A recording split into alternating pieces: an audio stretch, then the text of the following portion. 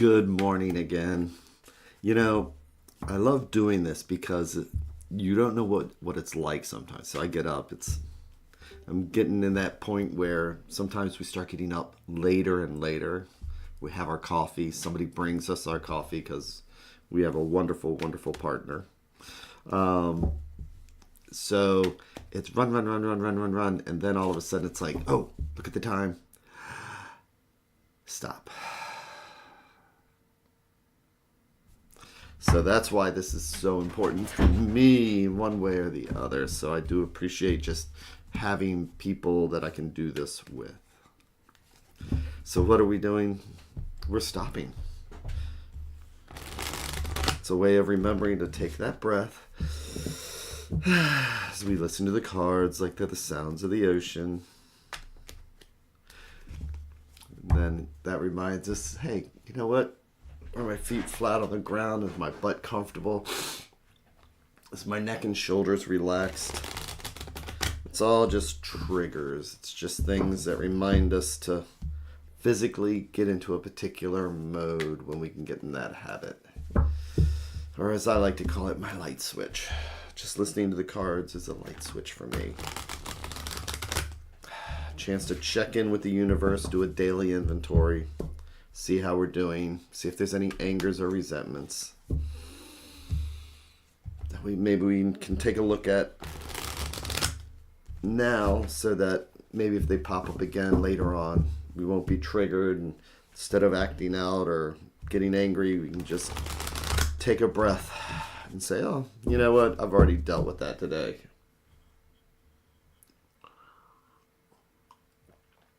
You know, spirituality plus a cup of coffee, nothing better, right?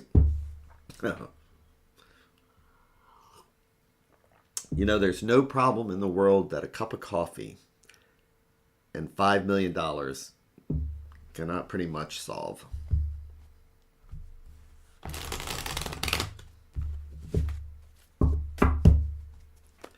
So, what do we have for today?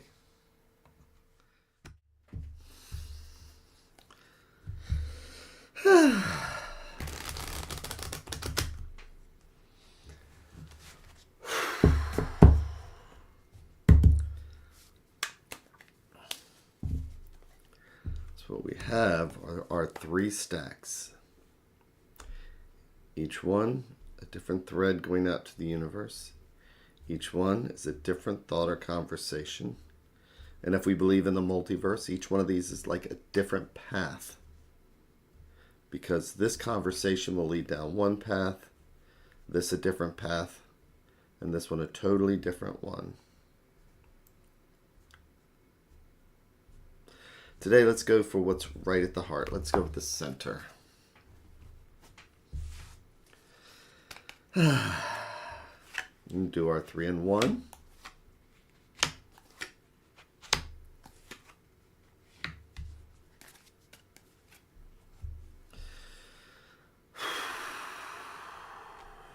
Flip each card over one at a time like they're the pages of a book.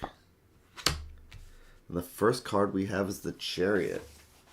So, what is the Chariot? The Chariot, card 7. Sevens are all about potential and ambition and drive. And the Chariot is a really good representative of that, because the charioteer is able to drive this chariot without reins. He's able to just drive this chariot on his self-will alone. So this is what we do when we make that decision, and we're going to make something happen. And good or bad, because sometimes when our self-will runs riot, we can run over things with the chariot. Other times, we need to get things done. Which is the 10. Next we have the 10 of Wands, but reversed. So 10 of Wands, look at the burden on this guy. You know, when he started his journey, he had just one wand, and it was a staff, and he was able to use that staff to walk along. Then he had 2 of them, and it was like ski poles. Maybe he went skiing. And he's walking along, and then he gets 4 of them. He's able to make a tent. And he keeps walking. And then it's like carrying pieces of wood. And the wood slowly starts getting heavier. 7s, he's got more of a burden. He's herding cats and stuff like that. 9, but now he's carrying 10 pieces of wood. And it's heavy. And he's like the charioteer in the sense that I am now going to self-will this piece of these logs someplace. I'm not going to ask for help.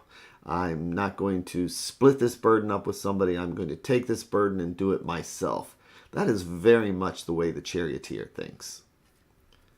But the thing is that we're starting to learn something because it comes up reversed, which maybe we tried using self-will alone and realized that we can only do that for so far until finally we can't just self-will, 10 cups of coffee and a 24-hour, sprint to try and get something done just does not always work.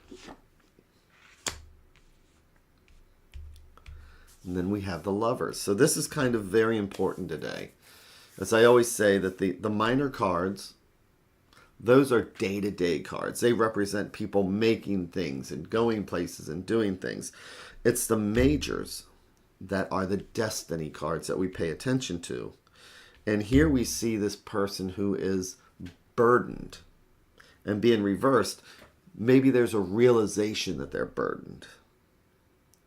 And that a choice has to be made. So the Lover's card, a lot of times we think about it as relationships and things like that. But this is actually a card of choice. In the original Marseille, it was a person who had to make a choice between somebody that was, somebody that he was probably in love with as compared to the older woman who was probably a widow, probably had land, and the one that the parents would want him to choose, right? So here we see Michael here. And we see the feminine side, the spiritual side, and she's looking up at Michael. And here we have the masculine side, fire and energy right here. He's staring at her. We have these choices to make.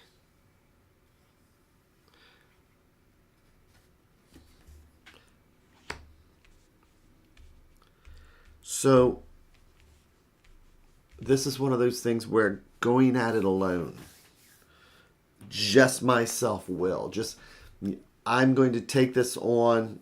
Sometimes we do it through anger, sometimes we do it through resentment, sometimes we do it because we feel like we have something to prove. But eventually we have to make a choice. The question is what I'm doing working for me? Is what I'm doing working for me?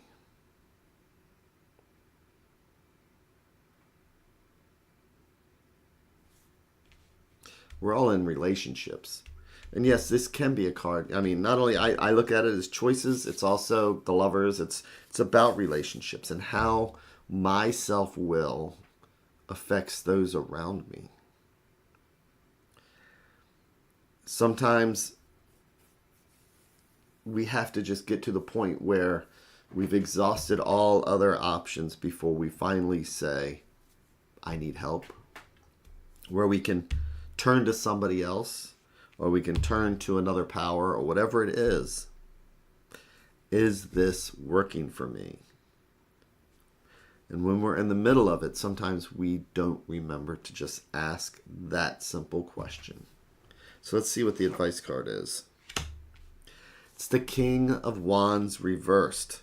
Kings, they talk about self-will. They take charge of stuff. They are the ones who have to get things done. When I see the King of Wands, because wands are creativity, wands are fire, if I imagine this to be a particular type of person, I would say this is like a project manager. Again, this is a king and they need to get things done. But again, as a reversed card, and keep in mind that court cards can be us, it could be somebody else, it could be part of the situation. But with the King of Wands reversed, again, the question is, are we going about this the right way? The King of Wands is going to get this done regardless. And they're going to be clenched, and they're going to be, and there's no chance to breathe when we clench like that. If we clench our shoulders together, we can feel that tension.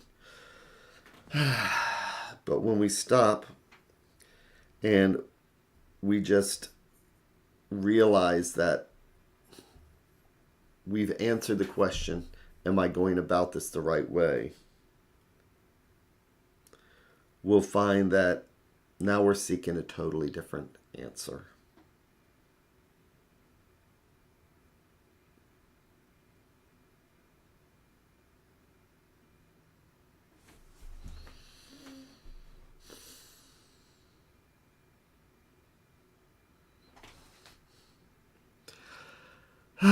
And so with that, this is actually apropos for me today. I got several projects going on at work. That's a darn good question. Am I going about this the right way? I mean, there's a group of people there that I could be pulling on. So I do appreciate this one this morning. And I appreciate everybody here. And so with that, thank you again. And I will be back here again tomorrow. Take care.